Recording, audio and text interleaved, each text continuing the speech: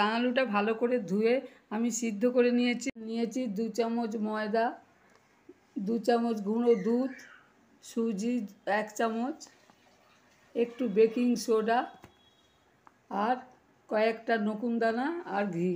এই দিয়েই করব আজকে আমি রাঙালুর পান্তুয়া। এটাকে আমি ম্যাশ করে দিচ্ছি। ভালো করে ম্যাশ করা হয়ে গেছে। এবার এতে আমি দিলাম একটু বেকিং সোডা, সুজি, গুঁড়ো দুধ আর ময়দা। এটা ভালো করে মাখার পর আমি একটু ঘি দিয়ে একটু ভালো করে মেখে নেব। খুব ভালো করে মাখানো হয়ে গেছে। এবার আমি এই ঘিটা দিয়ে দিলাম।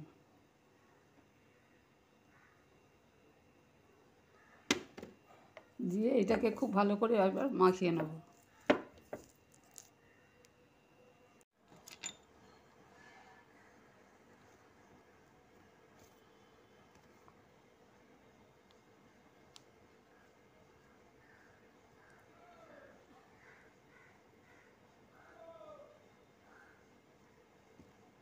এরকম করে করে আমি প্রত্যেকটা গোল গোল করে করব।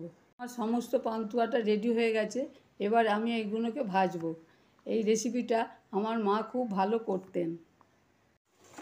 আমার পান্তুয়ার রস হয়ে গেছে। আমি এবার পান্তুয়াগুলো ছেড়ে দিয়েছি, লাল করে ভেজেছি। এবার তুলব। রাঙালুর পান্তুয়া রেডি হয়ে গেছে। রাঙালুর পান্তুয়া আমার রেডি। যদি এই রেসিপি আপনাদের ভালো লাগে তাহলে শেয়ার করবেন, সাবস্ক্রাইব করবেন।